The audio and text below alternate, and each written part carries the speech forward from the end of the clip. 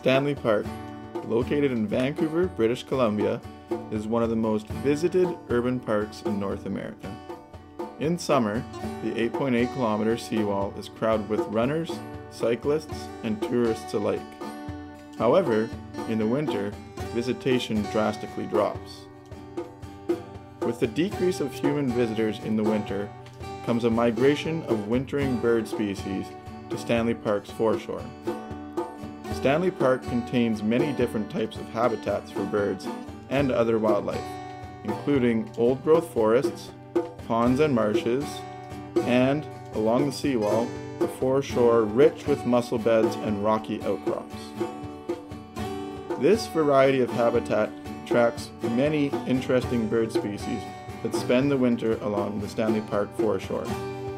This foreshore is part of the Pacific Flyway, one of the main migration routes for birds in western North America.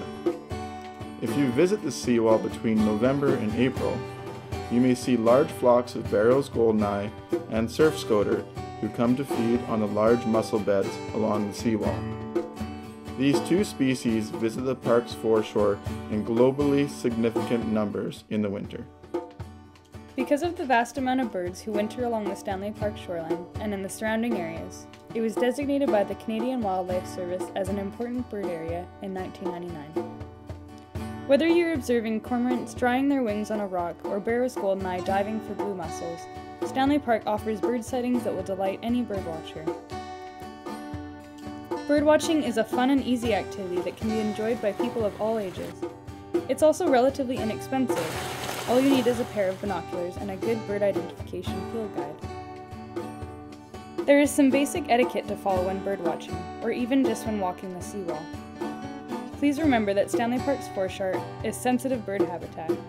Keep your dogs on a leash and don't allow them to chase or bother the birds. Try to stay on the seawall except for in designated beach areas. And finally, refrain from feeding the birds. This can cause aggression and habituation. If you remember these few easy rules, you are bound to have an enjoyable experience. The Stanley Park seawall is a great place to begin bird watching, with interpretive signs located along the seawall that provide information and handy identification tips.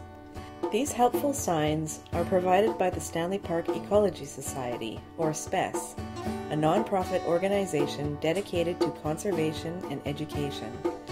With the help of volunteers, SPES conducts monthly bird counts as well as other monitoring projects throughout the park. If you'd like to learn more about birdwatching along the seawall, or if you'd like to volunteer at Stanley Park, you can contact the Stanley Park Ecology Society by phone or check their website. If you're in the park, you can also stop by their nature house, which is located near Lost Lagoon. So, if you thought Stanley Park was only worth visiting in the summer, we encourage you to walk the seawall in the winter and experience the exciting diversity of Stanley Park's wintering birds.